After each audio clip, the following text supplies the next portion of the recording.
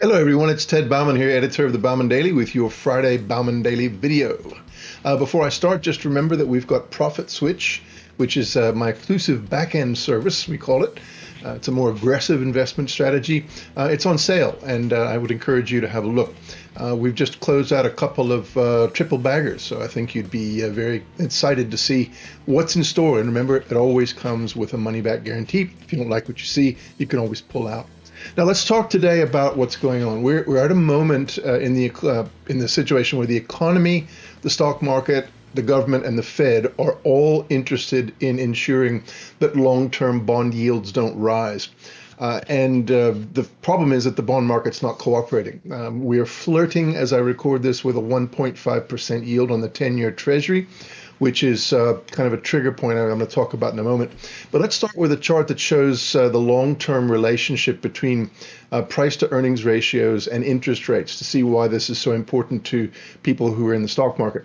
Going back to really beginning of time almost, we've seen that when interest rates are low, stocks tend to increase, or at least the price to earnings ratio increases. People are willing to pay higher prices for a given level of earnings as interest rates fall.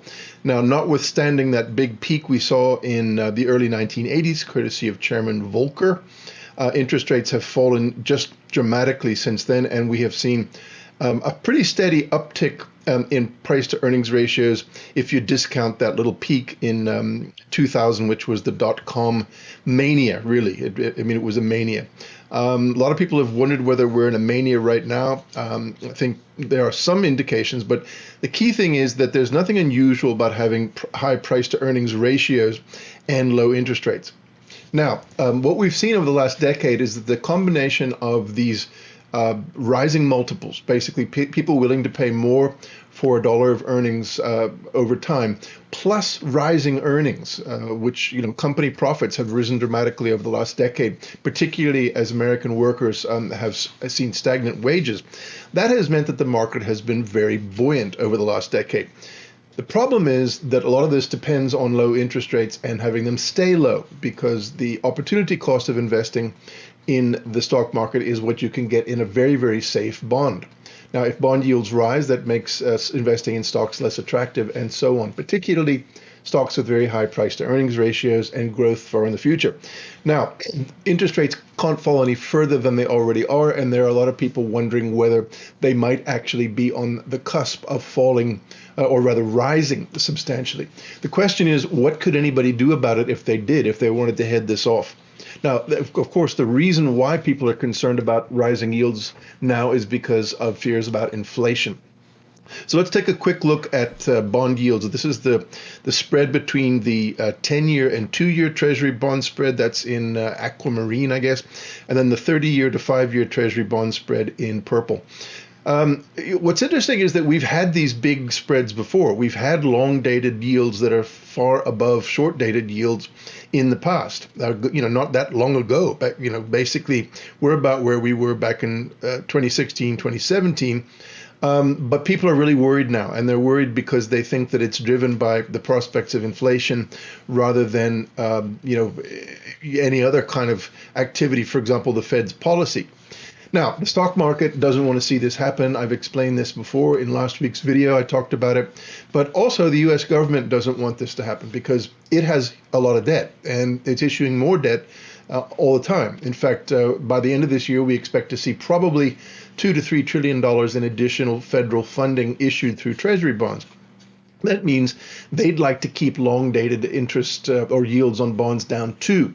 Now, what we can see from this chart is that U.S. debt as a percentage of GDP is rising towards World War II levels. So is private debt. It's starting to tick up again. Now, that means that both for the government and for private companies, rising yields could be catastrophic.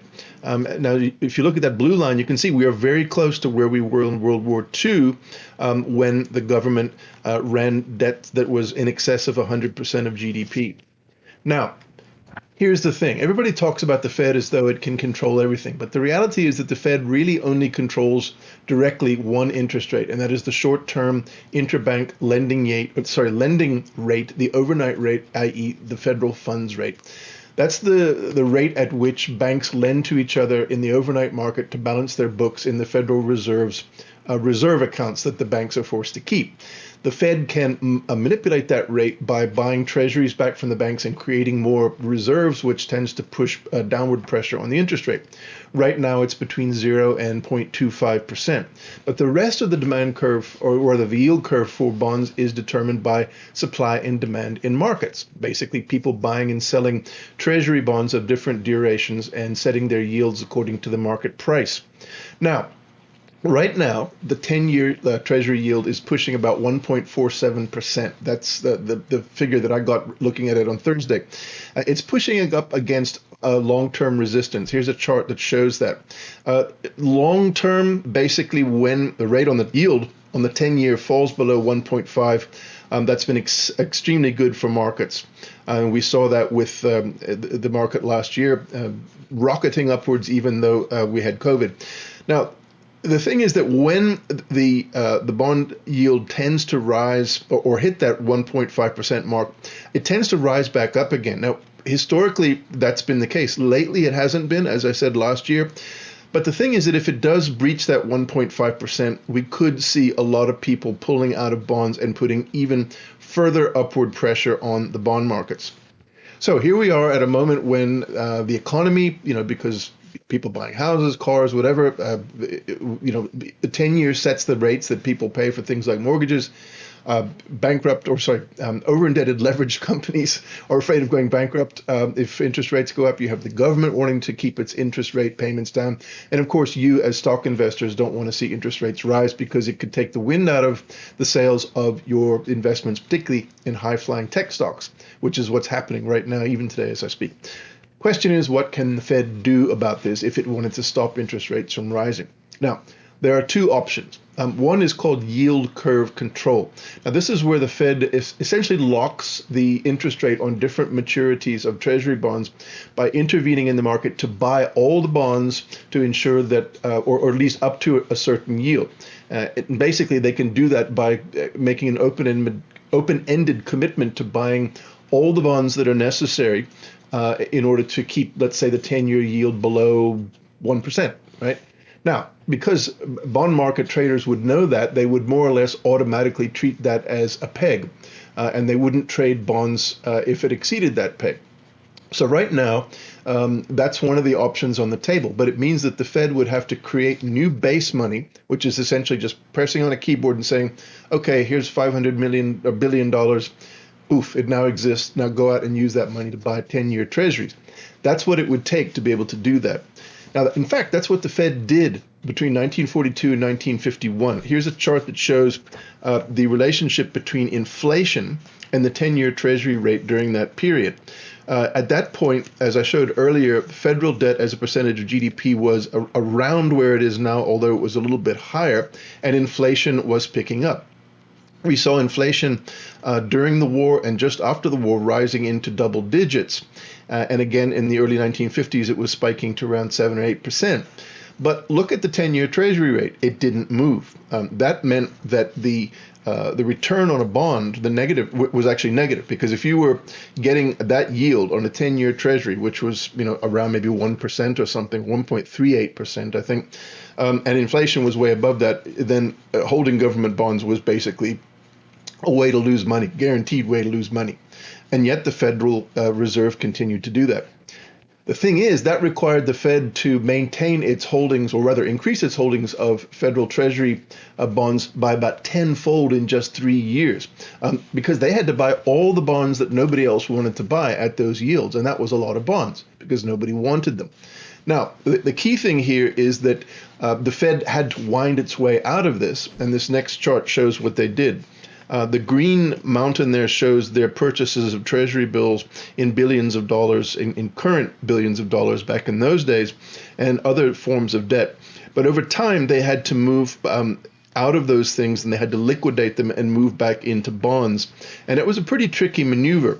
And for a long time, people were concerned that the Fed was actually manipulating the market, and it eroded a lot of trust in the Fed, particularly in the financial markets. Now, what are the outcomes of trying to control the yield curve by doing this? And remember, other countries have done this too. Japan has been doing it since 2016. Australia just started doing it. Effectively, it means that their central banks grab all the bonds necessary to keep interest rates at a certain peg. So the Fed could do this, but what are the outcomes if they do that? Well, it tends to be positive for equities and gold and commodities and for foreign stocks. Mainly, it means that there's more liquidity coming into the economy. It means that instead of private sector buyers, having to buy treasuries from the government and give dollars over to the Fed in order to buy those, the Fed is buying them, so it doesn't take dollars out of circulation. That means there's a lot of liquidity left in the market to chase up the value of things like gold and equities and commodities. The problem is that cash and any kinds of bonds, any kind of fixed income investments other than real estate investment trusts, for example, would be smashed because the government would be effectively limiting their yields. And because you would likely see inflation in a scenario like this, even if bond yields stayed low, the value of cash would decline. The other thing is that nobody would want to buy U.S. Treasuries because they would be seen as a losing proposition because their actual real interest rate would be negative because of inflation. And that would mean that nobody would want to, no foreigners would want to buy them, and that would put downward pressure on the U.S. dollar. Because one of the biggest things that keeps the US dollar buoyant is the demand for treasury bonds in order to basically provide collateral for all of the world's major transactions. So if people were moving away from those treasury bonds because their yields were artificially low, the dollar would fall. Now, that would be good for exporters. It wouldn't be so good for inflation or for all the things that we buy from countries like China.